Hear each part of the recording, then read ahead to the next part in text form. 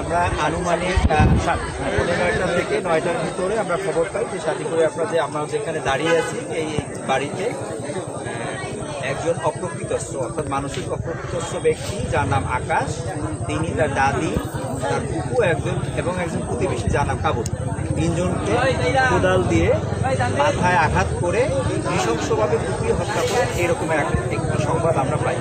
পাওয়ার সাথে সাথেই আমাদের কোতোয়ালি থানার ভারপ্রাপ্ত কর্মকর্তার নেতৃত্বে আমাদের থানার সকল মোবাইল পার্টি, আমাদের ডিপি পার্টি এবং আমাদের পুলিশ লাইন্সের অতিরিক্ত ফোর্স এখানে চলে আসে এবং আপনারাও দেখেছেন এখানে ঘটনাটি অত্যন্ত নৃশংস এবং আমরা এটা মনে করছি কোনো সুস্থ মানুষের পক্ষে এই কাজ করা সম্ভব না।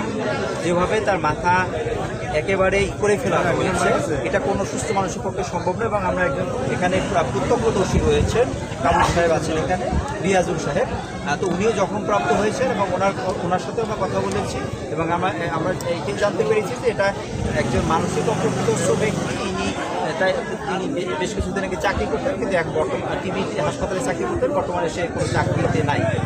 তো আমরা এসে এখন সেই লাশগুলো সেভাবেই আছে। আমরা এখন এই লাশের চূড়াতল করবো প্রথমে এবং পরবর্তীতে আমরা ময়নাতদন্তের জন্য হাসপাতালে প্রেরণ করবো এবং একই সাথে যিনি এই ঘটনাটি ঘটিয়েছে আমরা মনে করছি যে তিনি হয়তো বা আশেপাশে লুকিয়ে আছেন এবং আমরা তাকে আমাদের জনগণের সহযোগিতা আমরা তাকে হেফাজতে নিব এবং সে যদি মানসিক বিকারগ্রস্ত হয়ে থাকে সেই বিষয়ে আমরা হাসপাতালে প্রেরণ করব।